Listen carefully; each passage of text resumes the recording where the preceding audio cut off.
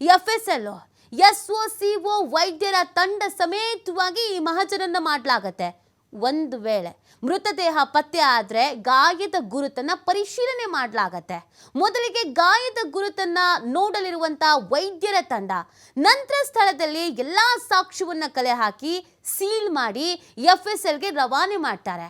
ಎಫ್ಎಸ್ಎಲ್ಗೆ samples ಹೋದ ಬಳಿಕ ಮೃತದೇಹದ DNA ಸಂಗ್ರಹ ಮಾಡ್ತಾರೆ.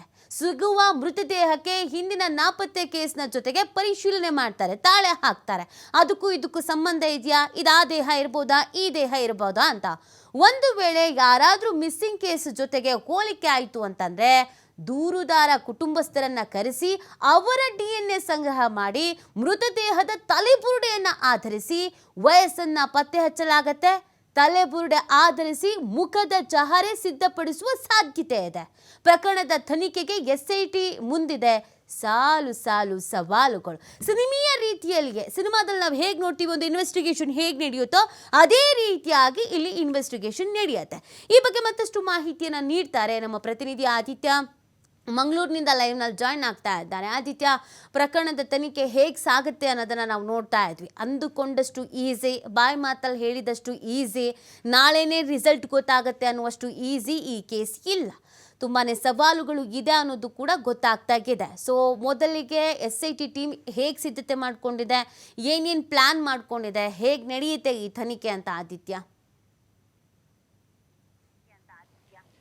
ನೀತಿ ಹೌದು, ನಿಜಕ್ಕೂ ನೀವು ಹೇಳಿದ ರೀತಿಯಲ್ಲಿ ನಾವು ಬಾಯಲ್ಲಿ ಹೇಳೋದು ಬಹಳ ಸುಲಭ. ನಾಳಿನೇ ಹೋಗಿ ಸಮಾಧಿಗಳನ್ನು ಅಗಿತಾರೆ, ತೆಗಿತಾರೆ, ನಮಗೆಲ್ಲ ಸತ್ಯಾಂಶ ಗೊತ್ತಾಗಬೇಕು ಈಗಲೇ ಅಂತ ಹೇಳುವಂಥದ್ದು. ಆದರೆ ಅದಕ್ಕೆ ಬೇಕಾಗಿರುವಂಥ ಕಾನೂನು ಪ್ರಕ್ರಿಯೆಗಳು ಬೆಟ್ಟದಷ್ಟು ಇದೆ ಮತ್ತು ಬಹಳ ಸೂಕ್ಷ್ಮವಾಗಿರುವಂಥ ಒಂದು ಪ್ರಕರಣ ಕೂಡ ಹೌದು ಇದು. ಸೊ ಇದಕ್ಕೆ ಸಂಬಂಧಪಟ್ಟ ಹಾಗೆ ಈ ಪ್ರೊಸೆಸ್ ಯಾವ ಥರ ನಡೆಯುತ್ತೆ ಅಂತ, ಈಗ ಅನಾಮಿಕನನ್ನು ನಾಳೆ ಕೋರ್ಟ್ನಿಂದ ವಶಕ್ಕೆ ಪಡೆದು ಆತ ನಾನು ಇಂಥ ಜಾಗದಲ್ಲಿ ಹೆಣಗಳನ್ನು ಹೂತಿದ್ದೀನಿ ಅಂತ ಹೇಳಿದ ಸಂದರ್ಭ ಅಲ್ಲಿ ನಡೆಯುವಂಥ ಪ್ರೊಸೆಸ್ಗಳು ಯಾವ ಥರ ಇರುತ್ತೆ, ಅದರಲ್ಲಿ ಎರಡು ವಿಧವಾದ ಪ್ರೊಸೆಸ್ಗಳು ಇರುವಂಥದ್ದು ನೀತಿ. ಅಂದರೆ retrieval of body from earth ಮತ್ತು exhibition of body. Retrieval of body from earth ಅಂದರೆ ಈ ಹಿಂದೆ ಎಲ್ಲೋ ಒಂದು ಕಡೆ ಕೊಲೆ ಮಾಡಿ ಯಾವುದೇ ಸಾಕ್ಷ್ಯಗಳನ್ನು ಉಳಿಸದೆ, ಯಾವುದೇ ರೀತಿಯ ಲೀಗಲ್ ಪ್ರೊಸೆಸ್ಗಳನ್ನ ಮಾಡದೆ ಏಕಾಏಕಿ ಆ ಬಾಡಿಯನ್ನು ಬರಿ ಮಾಡುವಂಥದ್ದು, ಅಲ್ಲಿ ಹೂತಿರುವಂಥದ್ದು ಇದೊಂದು ಪ್ರೊಸೆಸ್ ಆದರೆ, ಇನ್ನೊಂದು ಕಡೆಯಿಂದ exhibition of body from earth ಅಂದರೆ ಅದಕ್ಕೆ ಮೃತದೇಹಕ್ಕೆ ಸಲ್ಲಬೇಕಾಗಿರುವಂತಹ ಎಲ್ಲ ಗೌರವಗಳನ್ನು ನೀಡಿ ಒಂದು ಸ್ಮಶಾನ ಅಥವಾ ನಿರ್ದಿಷ್ಟ ಪ್ರದೇಶದಲ್ಲಿ ಅದಕ್ಕೆ ಸಂಬಂಧಪಟ್ಟ ಹಾಗೆ ಆ ಮನುಷ್ಯರಿಗೊಂದು ಮಾಹಿತಿ ಇರುತ್ತೆ, ಜನರಿಗೆ ಈ ಥರ ಮಾಹಿತಿ ಇರುತ್ತೆ, ಇಂಥ ಜಾಗದಲ್ಲಿ ನಾವು ಅದನ್ನು ಹೂತಿದ್ದೀವಿ ಅನ್ನುವಂಥದ್ದು. ಸೊ ಆ ರೀತಿಯ ಒಂದು ಪ್ರೊಸೆಸ್ ನಡೆಯುತ್ತೆ. ಸೊ ಎರಡೂ ಪ್ರೊಸೆಸ್ಗೂ ಸಂಬಂಧಪಟ್ಟ ಹಾಗೆ AC ಇರಬೇಕು, ತಹಶೀಲ್ದಾರ್ ಇರಬೇಕು, ಸೀನ್ ಆಫ್ ಕ್ರೈಮ್ ಆಫೀಸರ್ಸ್ ಇರಬೇಕು, ಫಾರೆನ್ಸಿಕ್ ಇರಬೇಕು ಮತ್ತು ಒಂದು ವೈದ್ಯರ ತಂಡ ಕೂಡ ಇರಬೇಕಾಗುತ್ತೆ.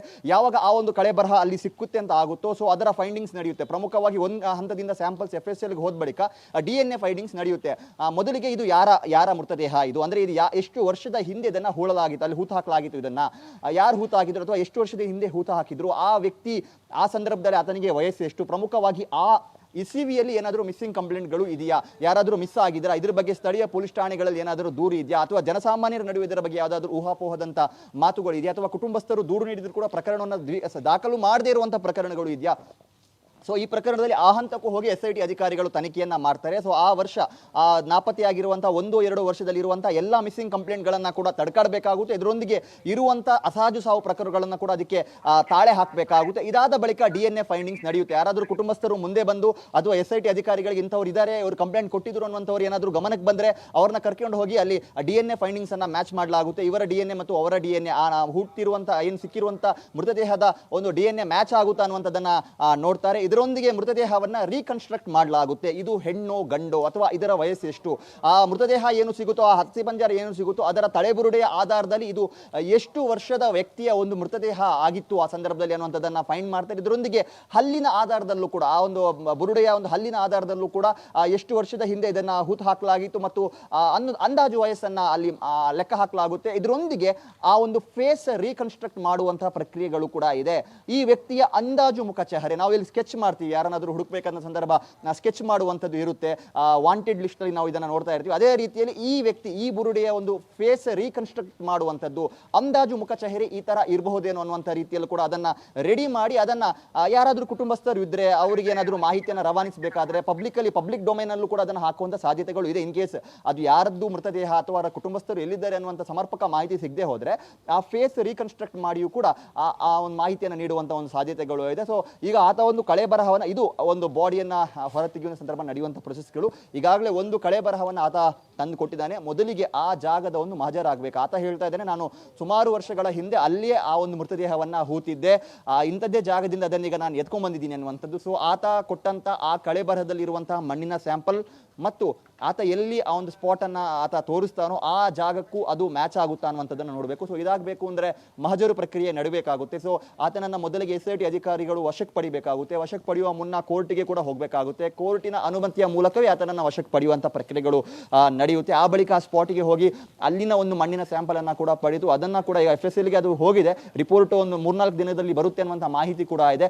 ಸೊ ಆ ಒಂದು ಸ್ಯಾಂಪಲ್ಗಳನ್ನು ಅಲ್ಲಿ ತಾಳೆ ಹಾಕುವಂತ ಪ್ರಕ್ರಿಯೆಗಳು ಕೂಡ ನಡೆಯುತ್ತೆ. ಇನ್ ಕೇಸ್ ಅದು ಹೌದು ಅಲ್ಲೇ ಆತ ಹೂತಿದ್ದು ನಿಜ, ತುಂಬಾ ವರ್ಷಗಳ ಹಿಂದೆ ಅಲ್ಲಿ ಆತ ಹೂತಿದ್ದ ಅನ್ನುವಂಥದ್ದಾಗಿದ್ರೆ ಆ ಬಾಡಿಗೆ ಪೋಸ್ಟ್ ಮಾರ್ಟಮ್ ಆಗಿಲ್ಲ ಅಥವಾ ಯಾವುದೇ ರೀತಿಯ ಒಂದು ಮೃತದೇಹಕ್ಕೆ ಸಲ್ಲಬೇಕಾಗಿರುವಂತಹ ಗೌರವಗಳು ಅದಕ್ಕೆ ಸಂದಿಲ್ಲ ಅನ್ನುವಂಥದ್ದು ಏನಾದರೂ ದೃಢಪಟ್ಟರೆ ಮುಂದಕ್ಕೆ ಈ ಉತ್ಖನದ ಪ್ರೊಸೆಸ್ ಅನ್ನುವಂಥದ್ದು ಕೂಡ ತೀವ್ರಗೊಳ್ತಾ ಹೋಗುತ್ತೆ. ಆತ ಕೂಡ ಅದೇ ಉದ್ದೇಶದಿಂದ ಆ ಕಳೆ ಬರಹವನ್ನು ತಂದಿರುವಂಥದ್ದು. ಸಾಮಾನ್ಯವಾಗಿ ಈ ರೀತಿ ಆರೋಪಗಳನ್ನು ಮಾಡುವಂಥ ಸಂದರ್ಭ ಜನ ನಂಬೋದಿಲ್ಲ ಅನ್ನುವಂಥದ್ದು ಕೂಡ ಆತನ ವಿವೇಚನೆಗೆ ಗೊತ್ತಾಗಿದೆ. ಹಾಗಾಗಿ ಇದನ್ನ ಅರಿತೆ ಆತ ಆ ಒಂದು ಕಳೆ ಬರಹವನ್ನು ನಾನು ಹೂತಿದ್ದು ನಿಜ ಅನ್ನುವಂಥದ್ದನ್ನು ಪ್ರೂವ್ ಮಾಡೋಕ್ಕೋಸ್ಕರನೇ ಕಳೆ ಬರಹವನ್ನು ಕೋರ್ಟಿಗೆ ತೆಗೆದುಕೊಂಡು ಹೋಗಿ ಆತ ಸಬ್ಮಿಟ್ ಮಾಡಿರುವಂಥದ್ದು. ಇದು ಎಲ್ಲಾದರೂ ಮ್ಯಾಚ್ ಆದರೆ ಮುಂದೆ ಉತ್ಖನನದ ಪ್ರೊಸೆಸ್ ತೀವ್ರಗೊಳ್ತಾ ಹೋಗುತ್ತೆ. ಆತ ಯಾವುದೆಲ್ಲ ಜಾಗ ತೋರಿಸ್ತಾನೋ ಅಲ್ಲೆಲ್ಲ ಕಡೆಗಳಲ್ಲೂ ಕೂಡ ಈ ಪ್ರೊಸೆಸ್ ಎರಡು ಪ್ರೊಸೆಸ್ ಅನ್ನ ಇನ್ಕ್ಲೂಡ್ ಮಾಡಿ ಅಲ್ಲಿ ಉತ್ಖನನ ನಡೆಯುತ್ತೆ. Retrieval of body from earth ಮತ್ತು ಎಕ್ಸಿಮ್ಯೂಷನ್ ಆಫ್ ದ ಬಾಡಿ ಆ ಪ್ರೊಸೆಸ್ ಅಡಿಯಲ್ಲಿ ಉತ್ಖನನ ನಡೆಯುತ್ತೆ. ಅಲ್ಲಿ ಮೃತದೇಹ ಸಿಗುತ್ತೋ ಅಸ್ಥಿಪಂಜರ ಸಿಗುತ್ತೋ ಅದು ಸೆಕೆಂಡರಿ. ಆದ್ರೆ ಆತ ಎಲ್ಲೆಲ್ಲ ಆ ಒಂದು ಜಾಗಗಳನ್ನ ತೋರಿಸ್ತಾನೋ ಅಲ್ಲೆಲ್ಲವೂ ಕೂಡ ಆಗಿಬೇಕಾಗಿರುವಂಥದ್ದು SIT ಅಧಿಕಾರಿಗಳ ಒಂದು ಕರ್ತವ್ಯವಾಗಿದೆ. ಸೊ ಇದಕ್ಕೆ ಬಹಳಷ್ಟು ಕಾನೂನು ಪ್ರಕ್ರಿಯೆಗಳು ಕೂಡ ಇದೆ. ಸೊ ಯಾವ ರೀತಿಯೆಲ್ಲ ನಾವು ತಯಾರಾಗಬೇಕು, ನಮ್ಮ ಮೈಂಡ್ ಸೆಟ್ ಅನ್ನ ನಾವು ಯಾವ ತರ ಇಟ್ಕೋಬೇಕು, ಇದಕ್ಕೆಲ್ಲಕ್ಕೆ ಸಂಬಂಧಪಟ್ಟ ಹಾಗೆ ಇವತ್ತು ರಿವ್ಯೂ ಮೀಟಿಂಗ್ ಕೂಡ ಮಂಗಳೂರಲ್ಲಿ ನಡೀತಾ ಇದೆ. ನೀತಿ ಫೈನ್, ಥ್ಯಾಂಕ್ ಯು ಆದಿತ್ಯ ತಮ್ಮೆಲ್ಲ ಡೀಟೇಲ್ಸ್ಗಾಗಿ.